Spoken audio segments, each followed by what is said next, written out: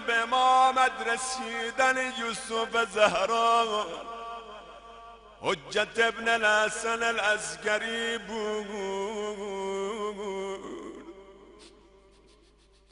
این شب جمعه بیا یک درد دل میکنیم با آقا، میگیم آقا جانم اول باید تسلیت عرض کنیم شهادت باباشون، بعدم تبریک بگیم امامت آقا. من نمیگم تو چی از امام زمانت بخوا، خبر ندارم تو دل چیه، در دل چی داری. من نمیفهمم این شب از گوش و کنار این شهر جمع شدی برای چی آمد اینجا، مگر چی میخواستی در این سردا، در این شب سرما آمد اینجا. من یقین دارم دنبال گم شده میگردی. شبی در گوشه خلوت نشستم در فراق تو آقا جان، شبی در گوشه خلوت نشستم در فراق تو، بیا ای نازنین من که مردم از فراق تو. آقا جان تمام عمر خود را من نبودم تیر به این درگاه، ولی از بی کسی مردم ندیدم بارگاه تو. آقا جانم آقا جانم شدم مجنون و سرگردان در این وادی که هست میران، خدا داند نیم آزاد چو استم من گدای تو یبن الحسن آقا جانم، چو استم من گدای تو، چو استم من گدای تو. گرچه بدم ای نازنین بر بد نگاه کن، گرچه بدم ای نازنین بر بد نگاه کن.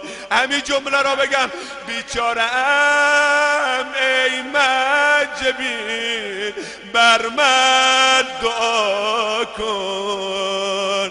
کی دلش میخواد امشب امام زمان در نماز شب براش دعا کنه، میفهمی میخوام تو را کجا ببرم امشب، دلت کجا بره.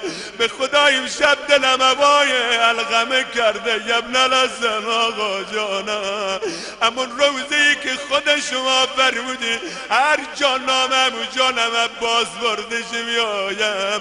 فقط من همین جمله را میگم و ختم باشد مجلس امشب. هر جا گرفتاریز غرضداریز مریضداریز بسم الله دست به دامن آقا مبلفظ بزنه. به خدا بابل هوای جم بابا، به خدا هر کس در خانش در زد دست خالی نرم هر کس آمد صدا زد عباس تو را به جان مادرت فاطمه به ما نگاه کن. دیگه ابوالفضل ردش نکرد. آخه همین عباس میدانی چی کار کرد؟ یک وقت ابی عبدالله ببیند صدای عباس بلند شد یا اخا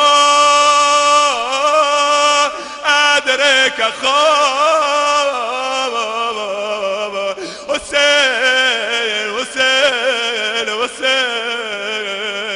بیا به بالین من دارم میروم. تمام شد تا حسین رسید کنار بسترش کنار بدنش سر عباس رو زانو گذاشت صدا زد عباسم بیا تو رو خیمه ببرم. چی گفت؟ صدا زد حسین جان حسین جان حسین جان سیده و مولای منو خیمه نبر، من برا رقیه وعده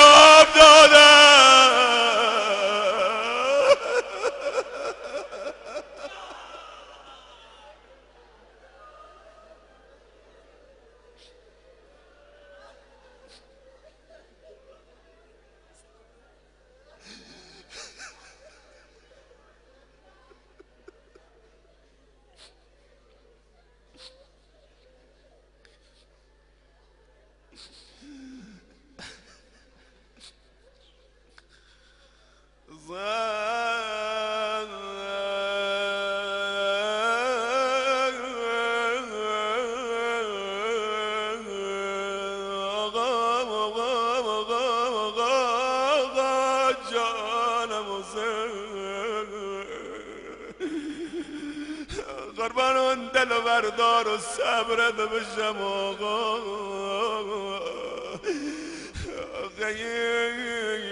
کربلایا امشب دلت کربلا کنار نرن غم فرزند بگویرم برای ابی عبدالله این دل تنگم اقدا دارن گویا میل کربلا دارن یا حسین جانم یا حسین جانم یا حسین جانم یا حسین جانم همه بگن یا حسین جانم یا حسین جانم